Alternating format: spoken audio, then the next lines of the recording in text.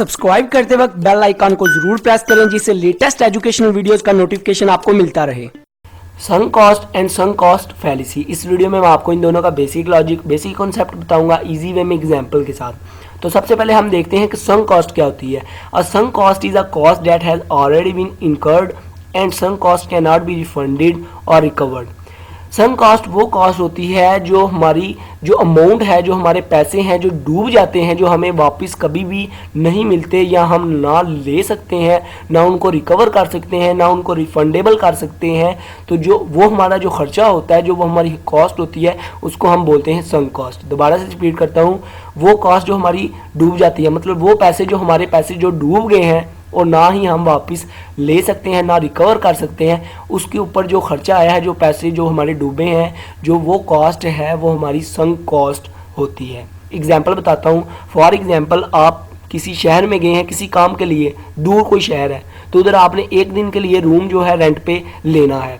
तो उधर जो आप रूम रेंट पे लेने गए हैं, तो वो आदमी जिसका आपने लेना है वो कहता है हम जो एक दिन का जो रेंट है वो नहीं लेते, पूरे माह का लेते हैं और पूरे माह के लिए रूम रेंट पर देते हैं। पर आपकी ज़रूरत तो एक दिन के लिए है और उधर है ही ये रूल, पर मोस्टली होता नहीं रियल लाइफ में। रूम एक दिन के लिए मिल जाता रेंट पर मोस्टली अच्छे शहरों में, मैंने एग्जांपल दी है। तो आपको वो कहता है कि आप पूरे माह का एक किराया दें तो फिर आपको रूम रेंट पे देंगे। आप कहते हैं यार मैंने तो भाई एक दिन रहना है। वो कहता है आप एक दिन रहे या पूरा माह रहे, हमने किराया आपसे पूरे माह का लेना है। तो आपने पूरे माह का किराया दे दिया मजबूरी में, तो आपकी जो 29 दिन है वो आपके ज़ाया हुए। पर आप एक दिन रहे और जो बाकी के 29 दिन खाली रूम रहा, आपने जो उसका रेंट भी पे कर दिया पर बीच में रहे भी नहीं, तो वो जो आपकी जो उसके ऊपर कॉस्ट आई है 29 दिन के किराए पर, वो आपकी संक कॉस्ट है, वो आपकी डूब गई है, ना आपको वापस मिलनी है। तो इस तरह एक आपको और इजी एग्जांपल बताता हूँ। फॉर एग्जांपल, आपने बाहर के मुल्क दुबई या किसी भी आउट ऑफ कंट्री, आपने इंडिया पाकिस्तान से बाहर जा रहे हैं, तो आपने किसी मुल्क में जो है जाना है, तो आपने टिकट करवाई है। टिकट जो है वो नॉन रिफंडेबल है। रिफंडेबल जो होती है ना, वो आप मतलब आपने टिकट करवाई है रिफंडेबल, वो जो होती है वो नॉन रिफंडेबल से महंगी होती है। फॉर एग्जांपल, एक टिकट 50,000 रुपये की है, वो आपको कहते हैं कि आपका जो टाइम है ना, आपने इस टाइम पे मतलब इस तारीख को 20 तारीख को 3:30 पर आकर अपनी फ़्लाइट में बैठ जाना, आपके लिए एक टिकट मुकर्रर कर दी गई है। अगर आप इस टाइम पर ना आए तो आपके जो पैसे हैं वो डूब गए हैं, आपको वापस नहीं मिलने। तो वो जो टिकट होती है वो नॉन रिफंडेबल होती है, मतलब उस पर आप पैसे अपने वापस नहीं ले सकते। जो नॉन रिफंडेबल टिकट होती है उस पर आपके जो पैसे डूब जाते हैं, जो उसके ऊपर आपका खर्चा आता है, जो आप वापस रिकवर नहीं कर सकते, जो उसके ऊपर आपका खर्चा आया, वो भी संक कॉस्ट होती है। तो आपको समझ आ रहा है कि वो जो कॉस्ट आप रिकवर नहीं कर सकते, तो और आपकी अमाउंट जो है डूब गई है, आपने उससे बेनिफिट भी नहीं उठाया, तो उसको हम बोलेंगे संक कॉस्ट। फॉर एग्जांपल, आपने $1 है वो ख़रीद लिया है 100 रुपये का, मतलब एक इंडियन 100 रुपया हो या फॉर एग्जांपल पाकिस्तानी 100 रुपये का आपने $1 ख़रीद लिया है। तो $1 जो है 100 रुपये का आपने ख़रीदा है और कुछ ही दिन बाद जो डॉलर की प्राइस है ना, वो 100 से 50 रुपये पे आ गया है। मतलब डॉलर की प्राइस जो है वो गिर गई है, डॉलर जो है उसकी वैल्यू गिर गई है। उसकी वैल्यू पहले 100 रुपये की उसकी वर्थ थी, मतलब $1 हो और पाकिस्तानी 100 रुपया था। तो आपने जब ख़रीदा उस टाइम तो आपको 100 रुपया पे करना पड़ा, फिर आपको $1 मिला। तो जब थोड़े दिनों बाद में उस डॉलर की प्राइस जो है ना वो 50 रुपये की रह जाती है। मतलब आप अभी दुकान पर जाएं या मार्केट में जाएं, स्टॉक मार्केट में बेचें, तो वो डॉलर कितने का बिकेगा? 50 रुपये का। तो ये जो 50 रुपये का आपको घाटा पड़ा, ये भी आपकी संक कॉस्ट है, आप रिकवर नहीं कर सकते। आगे है संक कॉस्ट फैलेसी।